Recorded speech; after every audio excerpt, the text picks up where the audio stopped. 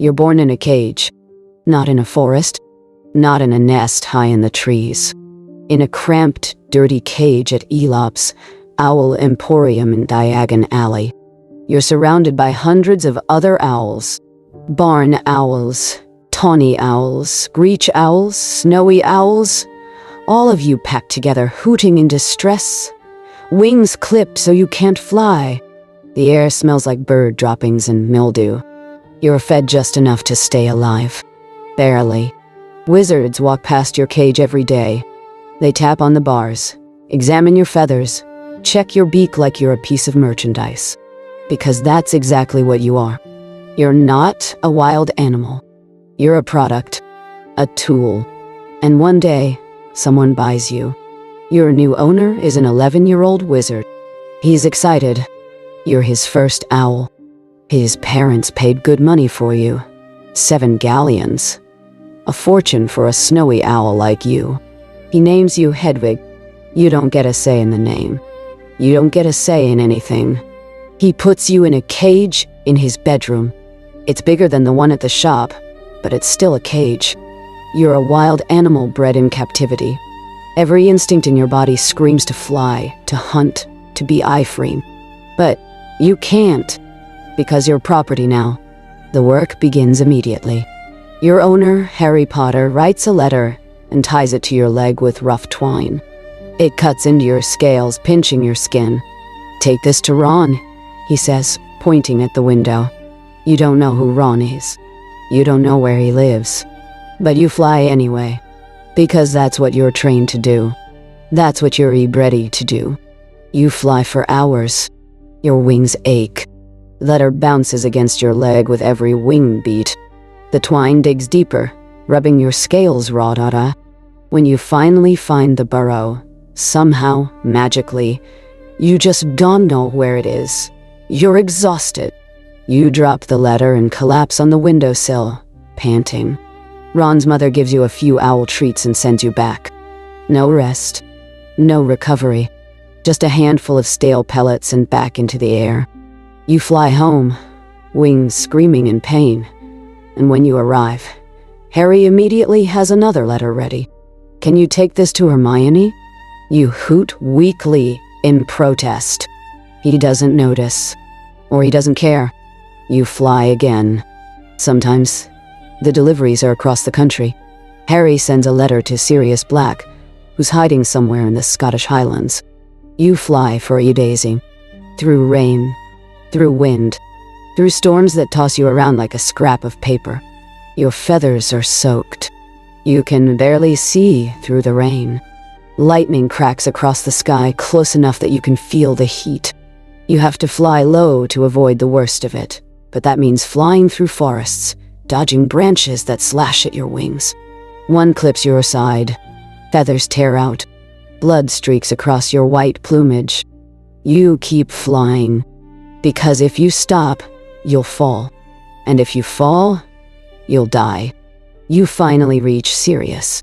You're shaking, bleeding, half frozen.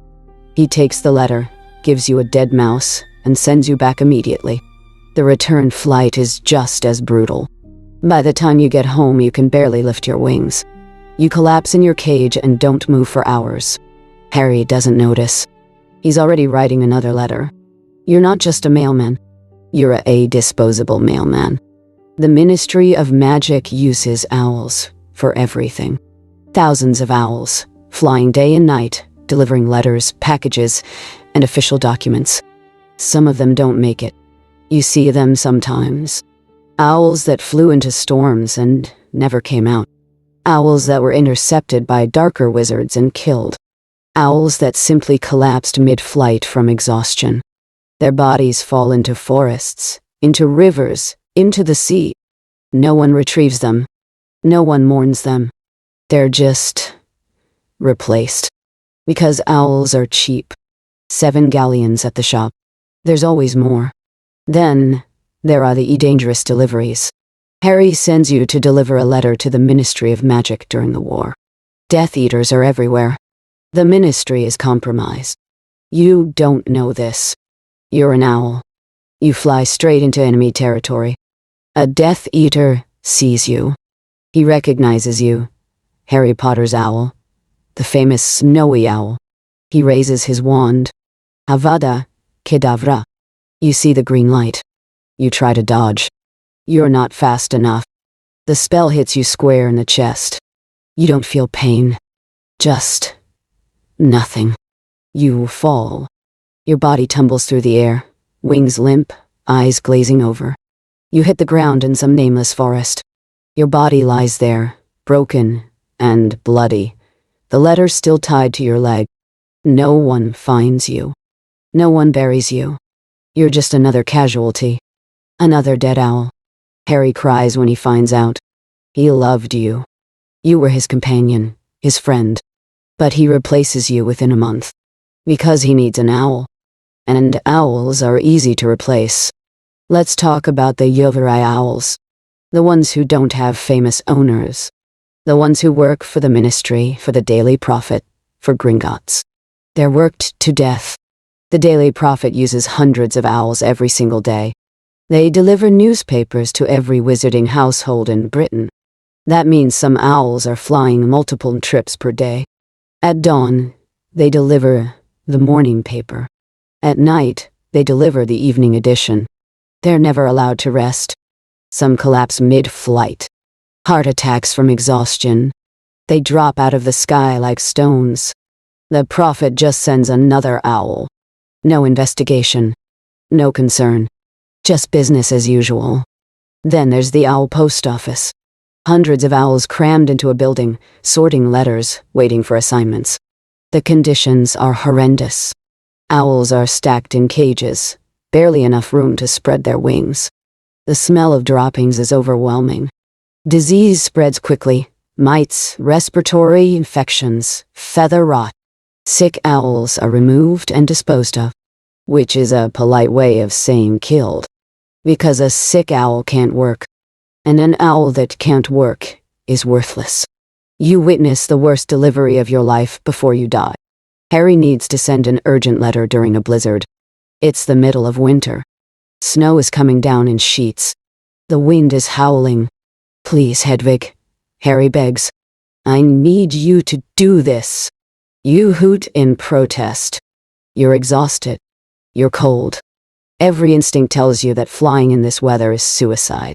But he's looking at you with those desperate eyes. And you love him. Despite everything, you love your human. So you fly. The storm is worse than anything you've ever experienced. The wind slams into you like a wall. Snow blinds you. Ice forms on your feathers, weighing you down. You can't see. You can't breathe. You can't think. You just fly. Your wings are screaming. Your heart is pounding so hard it feels like it's going to burst.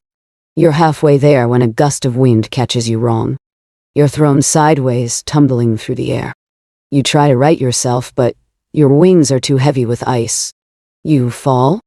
You crash into the snow below, body broken, wings twisted at unnatural angles. The letter is still tied to your leg. You lie there, dying in the cold, and all you can think is, he tried. I tried so hard. No one finds your body until spring. By then you're just bones and feathers. The letter is still attached. Undelivered. Here's the worst part. Wizards don't see anything wrong with this. They don't see the cruelty. They don't see the exploitation. To them, owls are just tools. Magical creatures bred and trained to serve. Hermione Granger fights for house elf rights.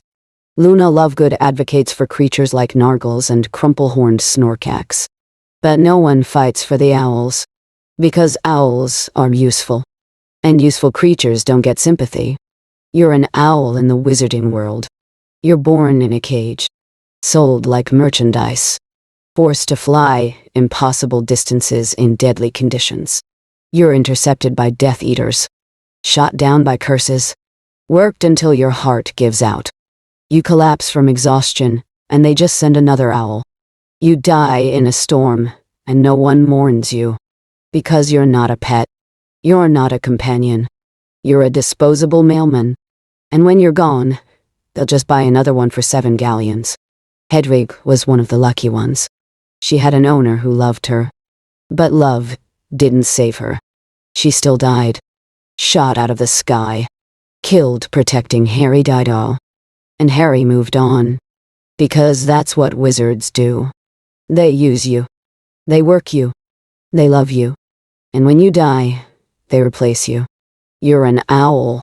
And your life is worth exactly 7 galleons.